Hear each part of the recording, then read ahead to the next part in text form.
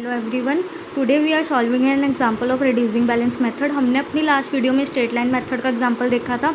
हम same example ही same question ही पिक करेंगे और उसी क्वेश्चन को हमने जो स्ट्रेट लाइन मेथड से किया था हमने उसी हम क्वेश्चन को अब रिड्यूसिंग बैलेंस मेथड से करेंगे, जिससे हमें पता लगेगा कि दोनों मेथड्स में डिफरेंस क्या है।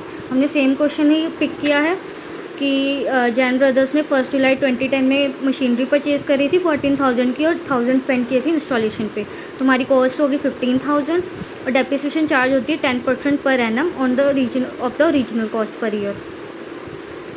यहाँ पे हम एक ये लाइन स्किप कर सकते हैं ओरिजिनल कॉस्ट वाली, क्योंकि ये रेलिवेंट होती है स्ट्रेट लाइन मेथड के लिए। The books are close on 31 December every year. Show the machinery account and depreciation account. हम यहाँ पे सिर्फ एक मशीनरी अकाउंट देखेंगे, क्योंकि डेप्रिसिएशन अकाउंट में तो हमने वही अमाउंट डालनी होती है जो हमने मशीनरी अकाउंट में चार्ज करी थी। तो हम यहाँ पे सिर्फ अभी मशीनरी अकाउंट का एग्जांपल देखेंगे। तो हमारी पहली एंट्री आएगी परचेज़ करने की ही, 1 जुलाई को जाएगी to bank account 14,000 to bank account 1,000 installation expenses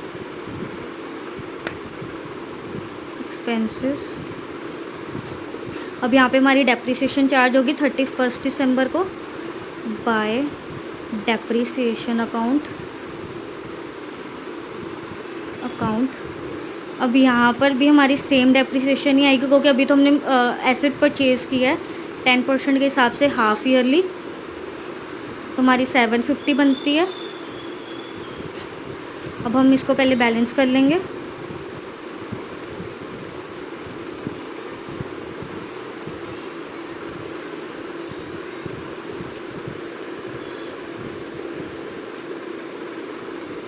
first दिसंबर यहाँ पे हमारा बैलेंस कैरी डाउन हो जाएगा। यहाँ तक हमारा सेम था as per straight line method. अब हम देखेंगे रिड्यूसिंग बैलेंस मेथड। जब हम नेक्स्ट ईयर अब हम अपना बैलेंस ब्रॉट डाउन करेंगे तब क्या चेंज आता है। 2011 में 1 जनवरी टू बैलेंस ब्रॉट डाउन हमारा आया 14,250। अब यहाँ पे जब हमने डेप्रिसिएशन चार्ज करनी है रिड्यूसिंग बैलेंस मेथड के अकॉर्डिंग, तो वो हम चार्ज करेंगे 14,250 के ऊपर। ये है मेन चेंज हमारा। स्ट्रेट लाइन मेथड में हम क्या कर रहे थे, जो हमारी 15,000 की ओरिजिनल कॉस्ट थी नेक्स्ट ईयर भी हम उसी पे डेप्रिसिएशन चार्ज कर रहे थे। पर रिड्यूसिंग बैलेंस मेथड में क्या होता है कि पहले ईयर में जितनी हमने डेप्रिसिएशन चार्ज करने के बाद जो एसेट की वैल्यू बचती है उस पर हम अगले साल पे जाके डेप्रिसिएशन चार्ज करते हैं। लास्ट ईयर हमारी मशीनरी की वैल्यू बची थी 14,250। हमने उसी को ब्रॉट डाउन किया और 10% डेप्रिसिएशन जो है 10% की वो 14,250 पर ही चार्ज होगी। तो हमारी डेप्रिसिएशन क्या बनती है 1425। अब यहाँ पे हमें अकाउंट बैलेंस करना है, तो यहाँ पर हमारी वैल्यू आ जाएगी 14,250 14,250 हमारा बैलेंस आएगा बाय बैलेंस कैरी डाउन। अब हम देखेंगे हमारी कितनी वैल्यू बनती है 14,250 माइनस 1425। तो हमारी वैल्यू आ गई 12,825।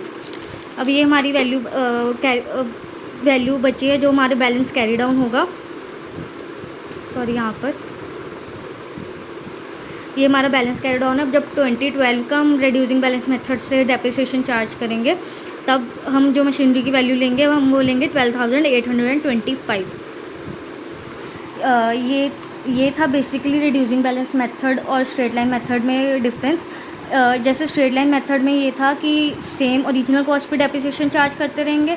यहाँ पर होता है कि जैसे जैसे हम डेप्रिसिएशन चार्ज करते रहेंगे, जैसे जैसे मशीनरी की वैल्यू कम होती जाएगी उसी पे हम डेप्रिसिएशन चार्ज करेंगे।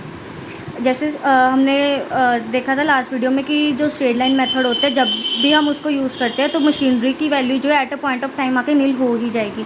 और रिड्यूसिंग बैलेंस मेथड में क्या है, हम जब भी कैरी डाउन करते हैं उस पर डेप्रिसिएशन चार्ज करते हैं, तो जो एसेट की वैल्यू है वो कभी भी नील नहीं जाएगी। ये है main difference straight line method और रिड्यूसिंग बैलेंस मेथड का। That's all about reducing balance method. Thank you.